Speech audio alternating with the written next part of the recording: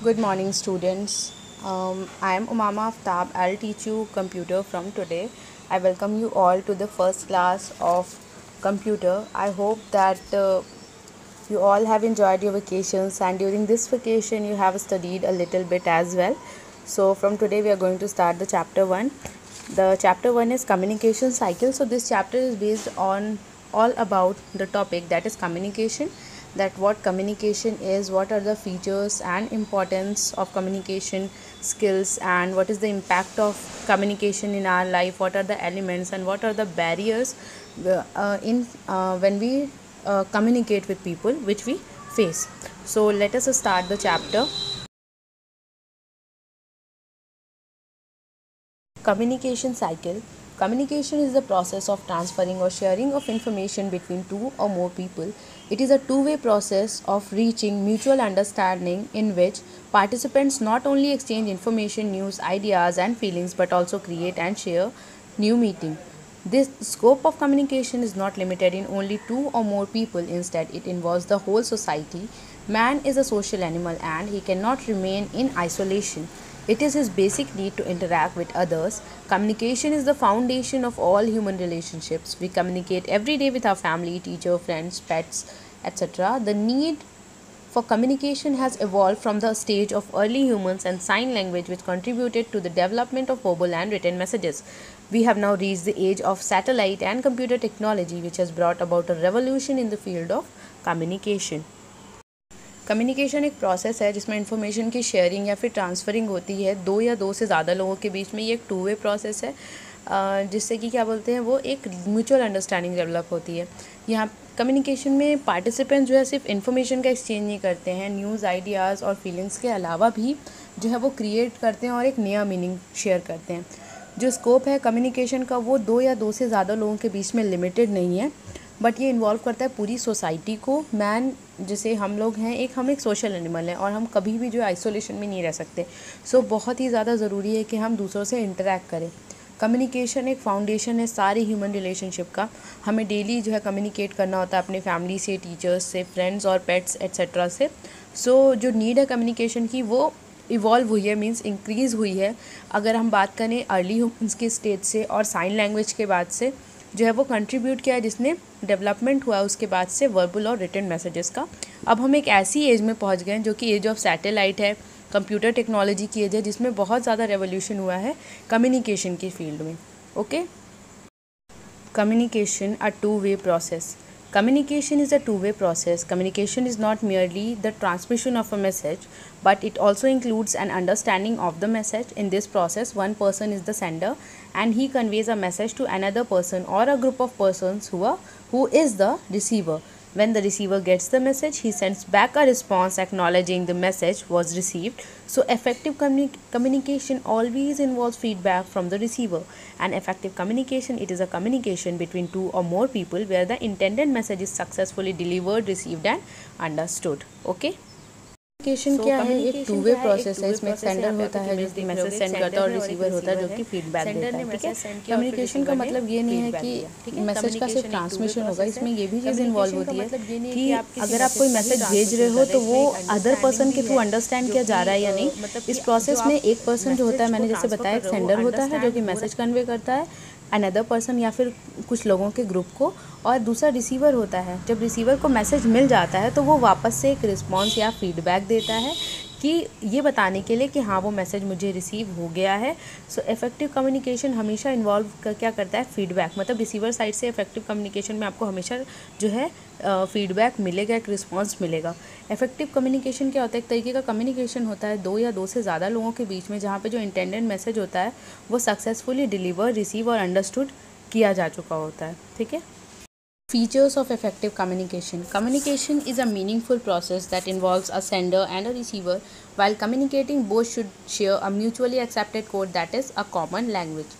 A message should be clear, should convey the right meaning to others. Listening to others is a very important aspect of effective communication. Communication is a process in which there is an input and an output. A meaningful communication results in a response from the receiver. अगर हम features की बात करें effective communications की, तो ये सारे features हैं। सबसे पहला ये कि कम्युनिकेशन एक बहुत ही मीनिंगफुल प्रोसेस है जिसमें सेंडर और रिसीवर का इन्वॉल्वमेंट होता है। कम्युनिकेशन के टाइम पे मीन्स जब हम कम्युनिकेट कर रहे होते हैं तो दोनों जो सेंडर और रिसीवर है दोनों एक म्यूचुअली एक्सेप्टेड कोड मतलब कॉमन लैंग्वेज को हमेशा शेयर करना चाहिए। मैसेज हमेशा क्लियर होना चाहिए और हमेशा उस मैसेज से राइट मीनिंग ही मिले अदर्स को।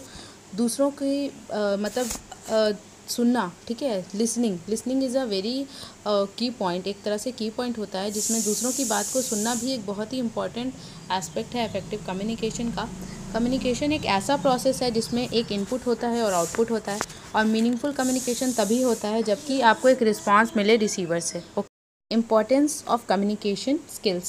Effective communication is essential in every sphere of life, be it personal, professional, or social.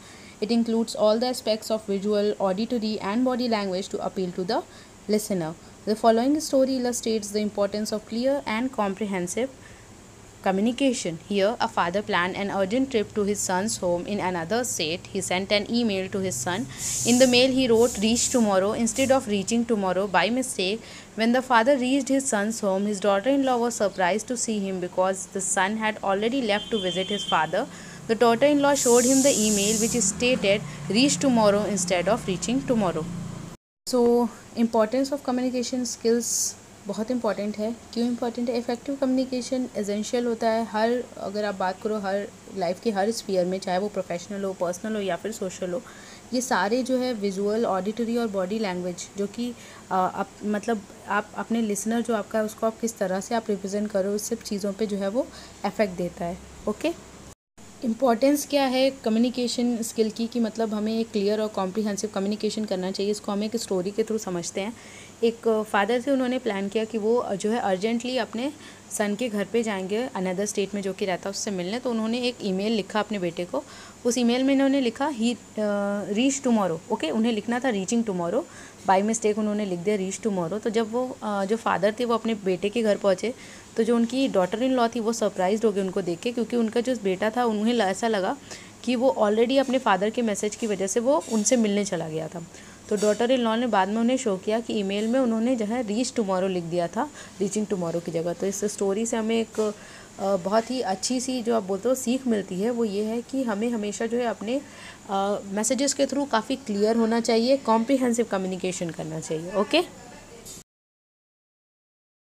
The three missing letters ing created miscommunication and a big confusion. Instead of receiving the message that the father was arriving the next day, the son got the message that his father was asking him to come the next day. This example illustrates the importance of sending a message and receiving a message accurately. Miscommunication can cause serious problems. It can have far-reaching consequences resulting in loss of time, money, trust, and may also impact relationships. तो basically अभी जो हमने example पढ़ा उसमें जो 3 missing letters थे ING की वजह से जो है मिसकम्युनिकेशन हुआ, एक बहुत बड़ा कन्फ्यूजन क्रिएट हो गया। मतलब उनके बेटे जो फादर थे उनके बेटे को जो है ये मैसेज मिलना था कि फ़ादर नेक्स्ट डे आ रहे हैं, बट सन को जो मैसेज मिला उसके अकॉर्डिंगली उनको ऐसा लगा कि फ़ादर ये बोल रहे हैं कि नेक्स्ट डे वो उनके घर पे आए। ठीक है, तो इस एग्जाम्पल से हमें पता चलता है कि सेंडिंग मतलब इम्पॉर्टेंस क्या है, जो भी हम मैसेज भेज रहे हैं और जो आप मैसेज रिसीव करो उसको आप एक्यूरेटली जो है वो डिकोड करो। मिसकम्युनिकेशन की वजह से बहुत सी सीरियस प्रॉब्लम्स हो सकती हैं। हो सकता है कि आप जो है बहुत बड़ा कॉन्सिक्वेंसेस आपको फेस करना पड़े, आपके टाइम का लॉस हो, मनी, ट्रस्ट, और साथ ही साथ आपके जो रिलेशनशिप्स हो उन पे भी एक गहरा असर पड़े। ठीक है, इम्पैक्ट करे रिलेशनशिप्स को। Impact of effective communication on our lives. First, it encourages active participation in group discussions and cohesive teamwork. It helps in building relationship with others. It enables a leader to cultivate a sense of common goal among the team members and drive them to work in a spirited manner. Fourth, ability to communicate effectively builds your confidence and equips you to respond and articulate aptly in any situation. Effective communication helps in handling various conflicts or misunderstandings in an organization. Effective communication saves time and reduces stress and anxiety levels. It fosters success in professional as well as personal life. हम बात करें effective communication का क्या impact है हमारी life में, तो सबसे पहला पॉइंट ये होता है कि ये इनकरेज करता है हमारा एक्टिव पार्टिसिपेशन में, कि हम ग्रुप डिस्कशन और जो कोहेसिव टीम वर्क है उसमें पार्टिसिपेट करें। ये जो है रिलेशनशिप अगर आप बिल्ड करना चाहते हो अदर्स के साथ, तो उसमें भी आपको हेल्पफुल होता है।